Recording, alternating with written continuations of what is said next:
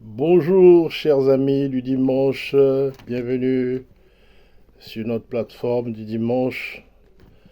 Nous savons que c'est dimanche, le dernier de ce mois d'octobre. Ouais, et nous sommes toujours dans notre thème qui s'intitule le temps. Le temps, je serais tenté de dire le temps de Dieu parce que c'est lui qui est l'artisan du temps. Il le définit mieux dans la tranche d'horaire, la tranche de minutes qui s'est fixée. Jamais avant, jamais après. Il dit au temps opportun, au temps favorable, je te ferai ceci, je te ferai cela. Le problème, pour comprendre le temps, il faut être branché, tout simplement, à l'horloge du Seigneur. Pas à la manière des hommes, parce qu'aujourd'hui, on a tripoté les aiguilles de nos montres, de nos horloges, pour reculer l'heure, n'est-ce pas, pour s'adapter à l'heure d'hiver. Et dans quelques jours, dans quelques semaines, il faudra refaire la manœuvre. Ça, c'est l'homme qui sait faire les choses à sa sauce.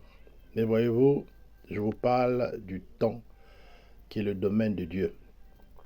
Le temps qu'il a défini pour chacun de nous, sachant que celui qui veut se comparer à l'autre court le risque de taper à côté.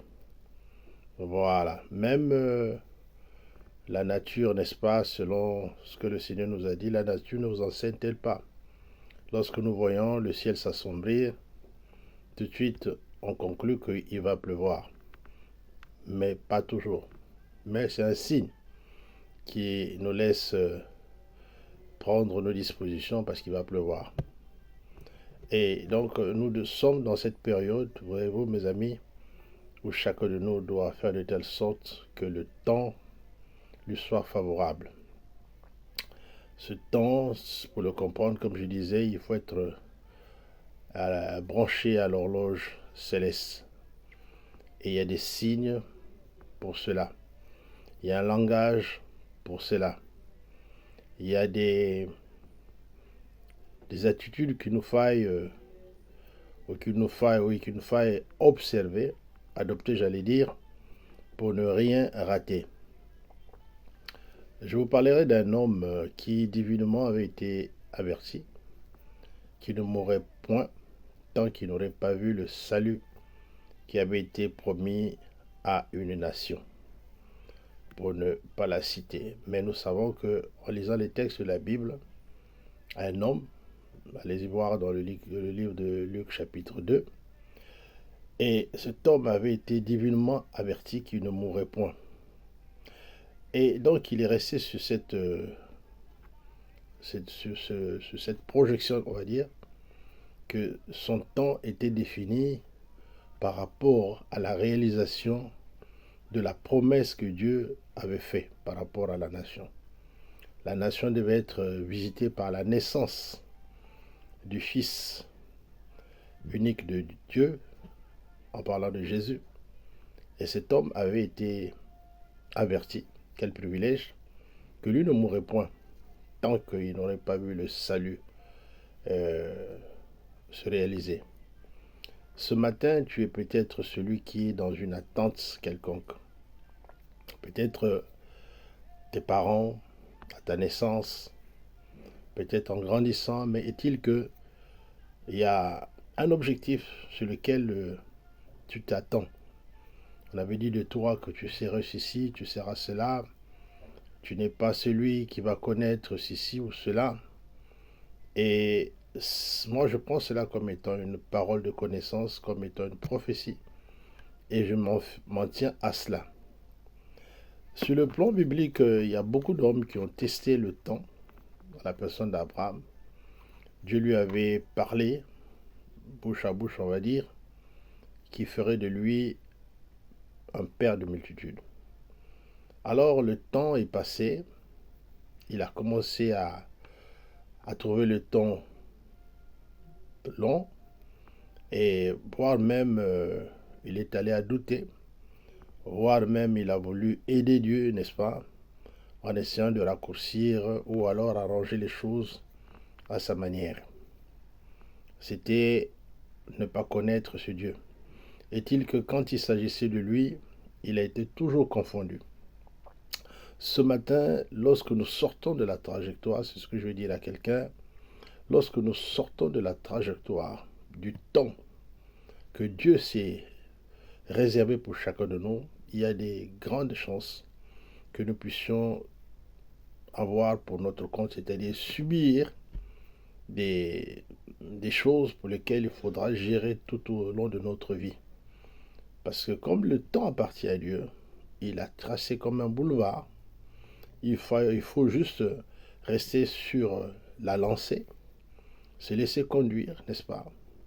Nous savons aujourd'hui que c'est le Saint-Esprit aujourd'hui qui gère toutes choses. Il est artisan de toutes choses. Voilà pourquoi on dit toutes choses concourent bien de ceux qui aiment Dieu. Donc je parle à quelqu'un ce matin, tout ce qui t'arrive est voulu, programmé par Dieu. Tu es dans le bon choix. Tu es dans la bonne direction. Tu es avec la bonne personne. Voilà pourquoi pour ceux qui sont mariés, la Bible nous dit de ne pas délaisser la femme de notre jeunesse. Voilà. Parce que celle avec laquelle tu as commencé à bâtir ta vie, vous étiez encore jeune, comme je m'abuse toujours à le dire, tu étais mince, informe et vide.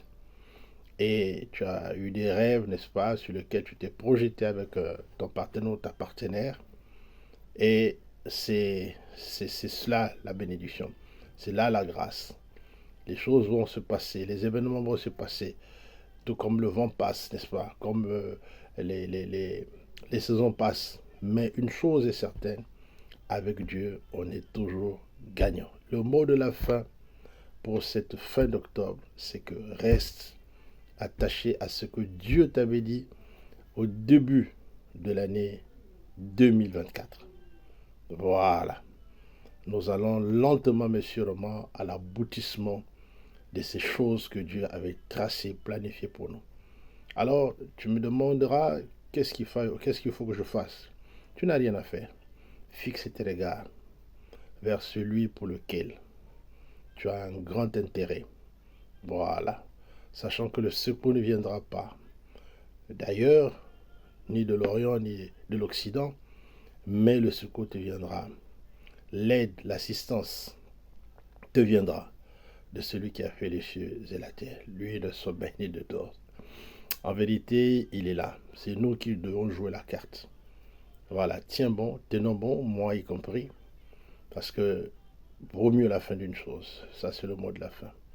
Vaut mieux la fin d'une chose. Et je veux te dire que tant que tu n'as pas vu, Simeon ne devait pas mourir. Voilà, parce qu'il s'agit bien de Simeon. Il avait été divinement averti qu'il ne mourrait point. Waouh! Même la mort peut se mettre au garde à vous. La maladie encore se mettra au garde à vous. Les sorciers encore plus se mettront au garde à vous. Tes ennemis deviendront ton marchepied. Voilà, tu ne tomberas pas dans le trou qu'ils ont creusé. Tu ne mourras pas d'empoisonnement parce que la parole de Dieu déclare, même lorsque nous mangerons des breuvages mortels, cela ne nous fera aucun mal. Pourquoi? Parce que le temps est à notre faveur. J'aime bien ça, le temps. C'est le dernier indique. Le temps, c'est mon meilleur ami. Voilà, quand bien même les gens disent, voilà, il est fini, mais laisse-les jaser, laisse-les parler, laisse-les... faut bien qu'il y ait des gens qui disent des choses, n'est-ce pas, qui vont essayer même nous pousser à mieux nous fixer, à mieux nous focaliser, ouais. Au stade, quand les spectateurs poussent des cris, c'est pour mieux nous stimuler. Voilà, allez. Sur ce, que Dieu vous garde. À dimanche, si tout va bien.